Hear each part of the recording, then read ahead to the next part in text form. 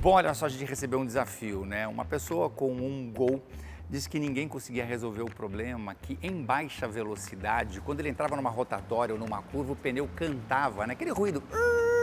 Bota aí, produção. Isso, muito fácil, né?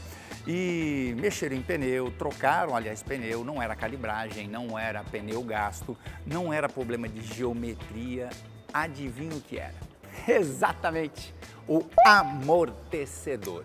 O que você tem que entender é de que o amortecedor é ele que vai ajudar a fazer com que a mola, que só tem função de expansão, jogar o pneu em contato com o solo. Quando o amortecedor, né, ele não está atuando da maneira correta, o que você tem é o pneu com menos área de contato no chão. Então, na hora que você vai fazer uma curva, né, ele abre a extensão do amortecedor junto com a mola, por exemplo, e aí o pneu, em vez de a mola conseguir empurrar o pneu lá para o chão, ela fica solta. Ou seja, o conjunto da suspensão depende muito do trabalho do amortecedor, como eu disse, a ajudar com que a mola jogue, comprima o contato do pneu com o solo. Foi trocar simplesmente os amortecedores e essa cantada de pneu, né, parou. Ou seja, o pneu começou a ter mais carga, o peso do carro, né, ficou mais pleno no solo, o que significa que numa frenagem, numa curva, em situação de desvio, você tem agora o carro muito mais seguro. Então, investigar se é pneu, se é calibragem, é o caminho. O diagnóstico tem que ir exatamente por aí, mas só acabou a hora que a gente realmente mexeu nos amortecedores, trocando por amortecedores recomendados, não amortecedores recondicionados, né? Amortecedores que atendem aí o equipamento original. Bom, veio uma pergunta pra gente. Estou escutando um gló, gló, gló. Pega aí, faz isso, gló, gló, gló. Na suspensão, pode ser amortecedor? Pode ser, mas depende. A parte superior, onde você tem um prato aqui e às vezes ela desgasta, isso é uma coisa. Não precisa trocar o amortecedor por causa disso. Assim mesmo como as conexões na parte de baixo, com buchas, enfim. Se ali está danificado, não necessariamente você vai ter que trocar o amortecedor. O gló interno do amortecedor é algo muito complexo de você diagnosticar.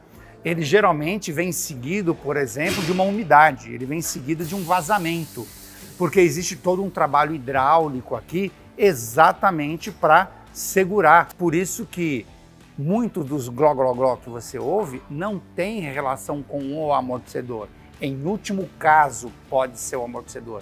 Você tem que investigar uma série de outros componentes primeiro, antes de dar o diagnóstico, né, de que o problema é amortecedor e aí você substituí-lo. Se for um carro usado, tentar saber qual é o histórico desse carro antes. Mas muito cuidado, não sai trocando amortecedor aleatoriamente não, porque se trata de uma peça extremamente robusta, né?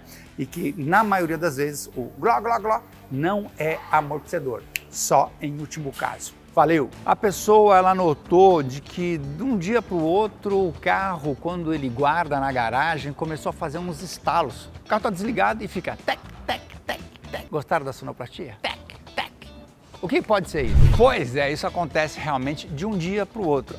Quando você sai de um dia que está acabando o verão e entra o inverno. Pois é, no frio, quando você tem escapamento quente, catalisador, disco de freio e você para na garagem, bate aquele ventinho gelado, né, muito frio, e a hora que ele entra em contato com esse metal que está muito quente, ele vai gerar esses estalos, esse clac, clac que se acaba ouvindo aí no carro, né? São várias as partes que ainda estão muito quentes quando você parou.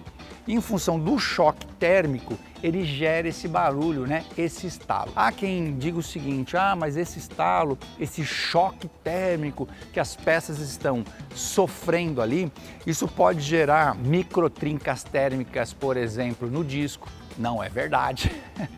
esse estalo, né? E esse choque térmico não tem essa capacidade de gerar microtrinca térmica, né? Que é chamado no disco de freio. O que acaba gerando, né, microtrincas térmicas no disco de freio é você, por exemplo, chegar com ele quente e aí de repente você vai lá e bate água. Aí você vai falar assim, César, mas não faz sentido. Você está andando com o carro na chuva, por exemplo. Quando você está andando, o vento ele ajuda a baixar a temperatura. O disco ele sempre vai ficar mais quente quando você para. Você pisou no freio, parou e não tem o vento arrefecendo o disco. Por isso que muitos furos que você vê aqui na roda estão para esfriar o freio quando o carro está andando. Nessa hora que você para, ganha temperatura o disco. Aí você joga a água e pá! Aí você gera um choque. Porque, repito, a água da chuva, mesmo que você mergulhe o carro, por exemplo, numa poça d'água, aquela temperatura ela é sempre menor que a temperatura de quando você para o carro. Entendido? Por isso que esse vento que bate e gera esses estalos não estão gerando para o teu carro nenhum dano. É normal, é natural. Esses metais que estão aqui estão preparados, né, para receber esse tipo de choque térmico, assim como a parte de escapamentos, que é a que mais faz esse barulho, até porque é um duto, né? E a hora que dá aquela estaladinha, gera, reverbera, né, o som com mais facilidade. Lembrando que o catalisador que está ali embaixo, embora às vezes protegido por um defletor, ele por si só chega ali na casa dos 600, 700 graus e qualquer soprinho, meu amigo, com 5 graus, aquele ventinho gelado que bate ali, vai gerar esse ruído tec, tec, tec do seu carro. É normal, é natural. Valeu! É tec, tec, tec que chama, né?